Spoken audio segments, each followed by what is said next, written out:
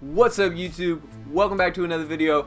I'm Nolan. Today I'm going to be telling you why I just bought some VAIL Resorts stock. But I'm also really excited, guys, to announce that I'm going to be doing my first giveaway here on the channel. So if you want to know how you can have a chance to get yourself 50 bucks in your pocket, you know, that would be some money you could use to get started in investing, or maybe it's just, you know, the money that you would take to go and have yourself a nice meal. But anyway, I'm going to be giving away 50 bucks here on the channel. So if you want to know how you can have a chance of getting that, then just keep watching, and I'm going to tell you how to do it a little bit later in the video. Okay, back to VAIL Resorts. VAIL Resorts is a holding company that engages in the operation of ski resorts all over the world. And the first thing that got my attention when it comes to this amazing company is their performance over the last few years. As you can see, VAIL Resorts has outperformed the S&P 500 by a large margin over the last few years. Now guys, we do have to talk about COVID and its impact on VAIL Resorts over the last year. Now, surprisingly, skier visits were only down 8%. And lift ticket revenue was only down 9%. This is crazy impressive considering all of the social distancing requirements, considering the limited capacity, and coupled with all of the travel restrictions that were in place. This is amazing that these things were down only 8-9% in an industry that was just ravaged by this virus. Now guys, this actually makes sense because if you think about it, with COVID, people were being discouraged from grouping together in large groups of people inside. So people were going outdoors, they were going outside, they were doing outdoor activities, and one of those big activities was skiing. The pandemic didn't stop people from skiing. They still went to the mountains. In fact, I think maybe even some people that normally wouldn't go to the mountains did go to the mountains to ski during the pandemic just so they could escape the large groups of people, the indoor activities. They got out, relaxed, enjoyed nature, and VAIL Resorts reaped a little bit of a reward from that. And guys, after the pandemic's over, people are still going to be skiing. And on top of that, some of the other segments of this industry are going to start to increase. Revenue is going to start to flow in things that were hugely impacted by the pandemic. I'm talking about money coming from things like ski school, equipment rentals, dining, and retail. And guys, one of the things that I really like in VAIL Resorts is their cohesive management team. Last year, there was a lot of position shifts as people stepped down from different positions, people stepped in to fill those positions. But the amazing thing is, with all of these shifts in positions, nobody quit. Nobody was pushed out. Everyone in upper management that was working for VAIL Resorts is still working for them, just maybe in a different role.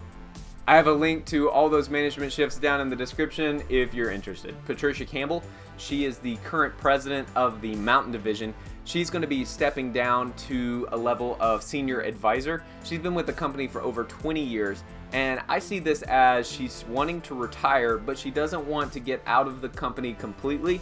So instead of just completely retiring and stepping away, she's going to become a senior advisor and let someone else into the position of president.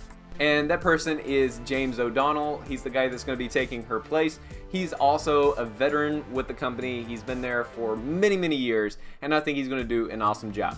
Clean changes in leadership speak to the amazing culture that exists with VAIL Resorts. So the employees are valued. They are people. The ethics that are being practiced by this company are what you want to see in a good company. And guys, employees that work for VAIL, we can see that they stay with the company. They have incentives to stay with the company. They don't leave. They don't want to leave. They want to keep working for VAIL Resorts. And they have opportunities to move up that corporate ladder the longer they're with them.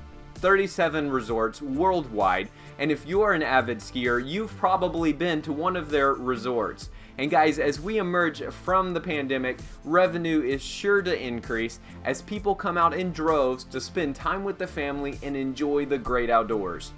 Let's talk about that giveaway. So here's the deal, guys. Right now our channel has about 50 subscribers. But soon we're gonna have 100 subscribers, and when we get to that 100 mark, we're gonna celebrate big by doing a giveaway and giving one lucky subscriber 50 bucks. Now here's how you can enter into the contest to have that chance of getting the $50. So first of all you gotta do is make sure you're subscribed to the channel. Second of all, like this video. And third, comment on this video down below. And guys, that's all you gotta do.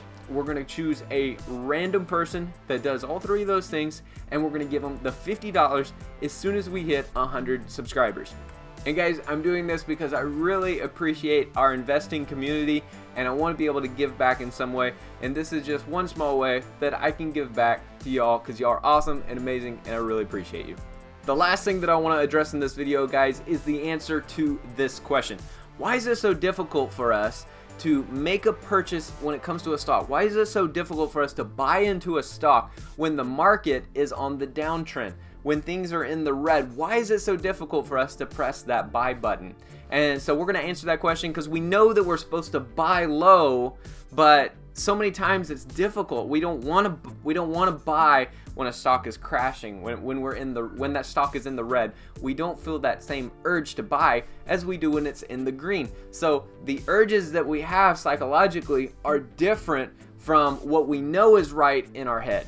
And the answer, guys, is that in stocks, we get our sense of value from trends, not actual values, not actual prices.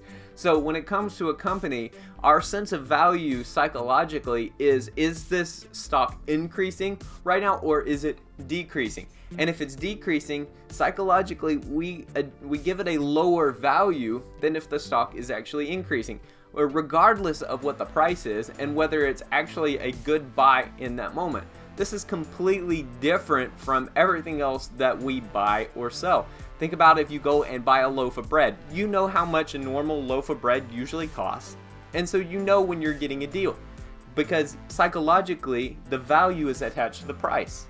It's not so with stocks. With stocks, it's not the price that gets your attention, but it's the trend. Is it moving up or is it moving down? And that's why it's so important for us as investors to keep our eyes focused on the company itself. If the company itself is doing well, then we should buy into a stock. We shouldn't look at the upward or downward trends. We shouldn't look at that. Really, if downward trends are a good thing, because that means that we're getting a good deal if we're looking at a good company. So you got to keep your eyes, guys, focused on the company, not on the trend, not on the overall market, but look for good companies, and then in a downward trend, hit that buy button. That's one of the secrets of good long-term investing. All right, y'all, that's all for me. I appreciate you guys. Thanks for watching. Thanks for hanging out to the end of the video. Be sure to hit that like button, subscribe, and I will see you in the next video.